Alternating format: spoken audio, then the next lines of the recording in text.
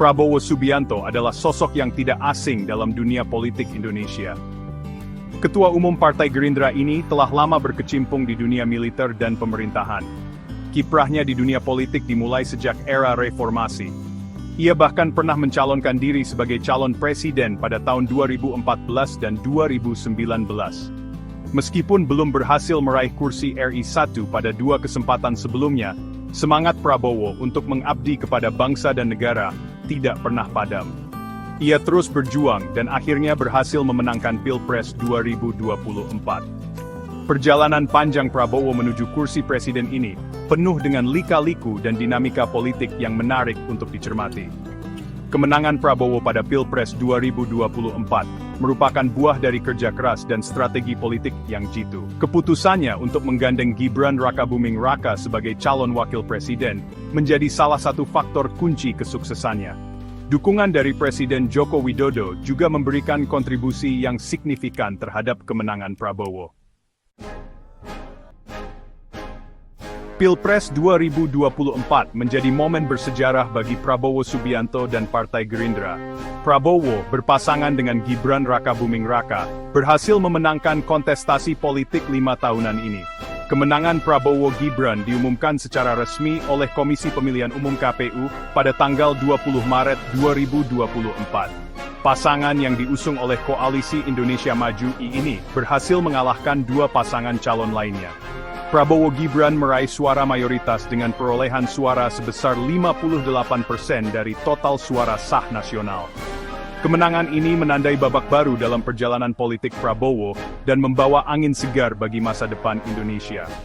Kemenangan ini tidak terlepas dari strategi kampanye yang efektif dan dukungan dari berbagai pihak. Koalisi partai politik yang solid, relawan yang militan, dan program kerja yang pro-rakyat menjadi kunci keberhasilan Prabowo Gibran. Dukungan dari Presiden Joko Widodo dan keluarga juga memberikan kontribusi yang signifikan. Setelah resmi dilantik pada 20 Oktober 2024, Presiden Prabowo Subianto langsung tancap gas dengan mengumumkan susunan kabinetnya.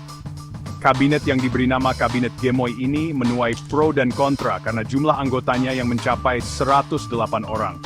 Kabinet ini terdiri dari 7 menteri koordinator, 41 menteri, 55 wakil menteri, dan 5 pejabat setingkat menteri. Banyak pihak yang mengkritisi jumlah anggota kabinet yang dianggap terlalu gemuk dan tidak efisien. Namun, Presiden Prabowo memiliki alasan tersendiri di balik keputusannya tersebut. Ia ingin memastikan bahwa setiap program prioritas pemerintah dapat dijalankan dengan optimal.